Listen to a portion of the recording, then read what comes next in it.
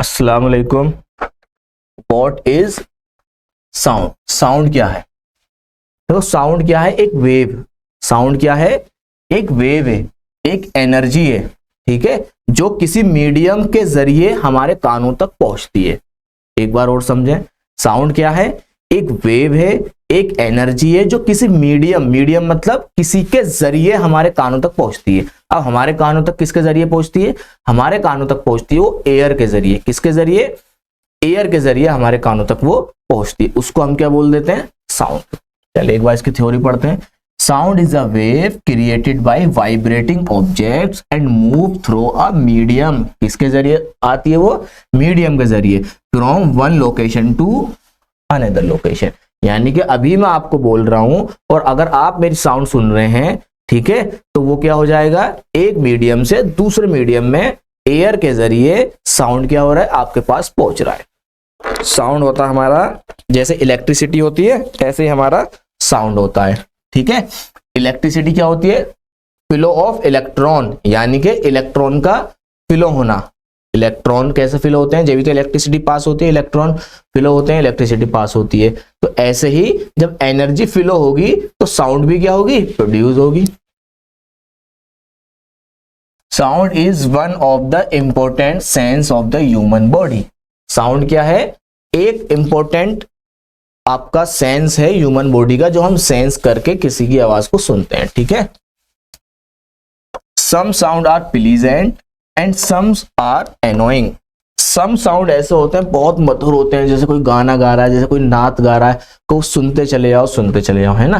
कुछ ऐसे एनोइंग होते हैं जो हमारे कान में जाते ही क्या लगता है? हमें अजीब सा लगता है, बिल्कुल जैसे एक तरीके से कहें बहुत ही भद्दा साउंड होता है ना।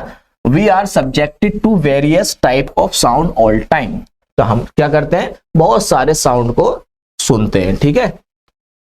Sound waves are the result of the vibration of object. Sound waves कैसे आती है? जब कोई ऑब्जेक्ट वाइब्रेट करता है। जब कोई ऑब्जेक्ट वाइब्रेट करेगा तो उसकी जो वेव होंगी वो एयर के जरिए हमारे कानों तक पहुंचती है और हमको साउंड सुनाई देता है।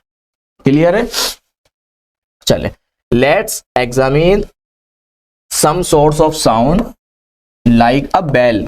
अब जैसे कि बेल घरों में लगी होती है, हम बजाते हैं तो वो क्या करती है? उसका वो वाइब्रेट करती है। पहले वाइब्रेट करके बहुत देर तक, अगर आपको लगा आपने बेल बजाई तो थोड़े सेकंड तक गूंजती रहेगी उसकी आवाज, है ना। और वो क्या होता है?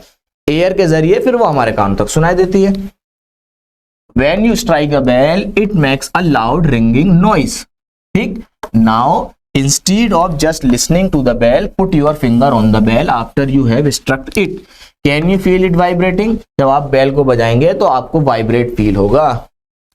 This is key to the sound. The sound is defined as, अब ये साउंड की डेफिनेशन लिखी है, ठीक है। ये क्या है? साउंड की डेफिनेशन है। लेकिन मैंने जो आपको समझाया था साउंड क्या होता है, आप चाहो तो उसकी जगह वही लिख कर आना। फिर भी एक बार हम डेफिनेशन देख लेते हैं। A vibration that propagates as an audible, यानी कि एक ऐसी वाइब्रेशन जो ऑडिबल वेव ऑफ प्रेशर के जरिए होती है, ठीक है, थ्रू अ मीडियम। किसी भी मीडियम से आ सकती है। अब हम एयर है, एयर के अंदर आती है, ठीक। अब गैस, ये एयर हो गया। लिक्विड के जरिए भी आती है, सॉलिड के जरिए भी आती है ना। अब सॉलिड कैसे? अब कोई मान लो जैसे कि आप ड्रम है ना, ड्रम क्या है? सॉलिड। अगर आप ड्रम को पीटोगे तो ड्रम वाइब्रेट होता है, तो ड्रम से भी हमें साउंड सुनाई देगी और फिर वो साउंड वेव बन के एयर के जरिए हमारे कानों तक सुनाई देगी। या फिर अगर आप कोई क्या कहते हैं, आप मेज पर अपने कान रखिएगा और मैं मेज पर मारूंगा तो वो आपकी साउंड ऑटोमेटिक कान तक पहुंचेगी, ठीक है। तो तीन मीडियम होते हैं हमारे पास, एयर, लिक्विड और गैस, या क्या कहते हैं, एयर, लिक्विड और सॉलिड। इन तीन मीडियम के जरिए साउंड क्या होता है? एक जगह से दूसरी जगह मूव होता है।